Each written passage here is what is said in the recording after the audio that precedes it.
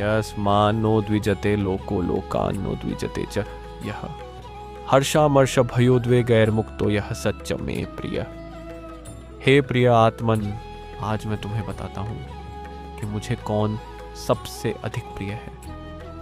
वह नहीं जो केवल पूजा करता है, वह नहीं जो केवल शब्दों में भक्ति दिखाता है, वह है जिसकी उपस्थिति से कोई व्याकुल ना हो और जो स्वयं भी किसी से व्याकुल ना हो।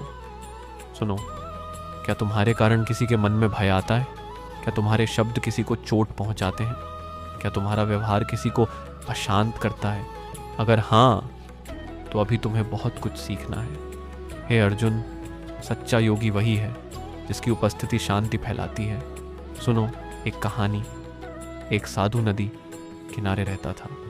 लोग उसके पास आते, वो कोई दुख लेकर, कोई क्रोध लेकर, कोई डर लेकर, लेकिन जब वे उसके पास बैठते, बिना कुछ कहे ही उनका मन शांत हो जाता। क्यों? क्योंकि वह साधु भीतर से पूर्णतः शांत था। हे प्रिय, तुम जैसे भीतर हो वैसा ही संसार तुम्हारे आसपास अनुभव करता है। अगर तुम्हारे भीतर क्रोध है तो तुम्हारे शब्दों में कठोरता आएगी। अगर तुम्हारे भीतर भय है तो तुम्हारा व्यवहार अस्थिर होगा। लेकिन अगर तुम्हारे भीतर शांति है तो तुम्हारी उपस्थिति ही लोगों को सुकून देगी। और सुनो, केवल दूसरों को परेशान न करना ही पर्याप्त नहीं, तुम्हें स्वयं भी संसार से विचलित नहीं होना है। अगर कोई तुम्हारी निंदा करे तो तुम विचलित ना हो। अगर कोई तुम्हारी प्रशंसा करे तो तुम उसमें बहो मत, क्योंकि हर्ष अत्यधिक खुशी, अमर्ष क्रोध, भय, उद्वेग, ये सभी तुम्हारे मन को डगमगाते हैं।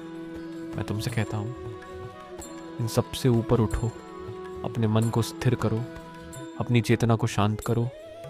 हे आत्मन, ऐसा बनो कि तुम्हारे पास आकर लोग शांति महसूस करें। ऐसा बनो कि कोई भी तुमसे भयभीत ना हो, और ऐसा बनो कि तुम भी किसी से विचलित ना हो, क्योंकि ऐसा व्यक्ति मुझे अत्यंत प्रिय है। अब अपने भीतर शांति जगाओ और उसे संसार में फैलाओ।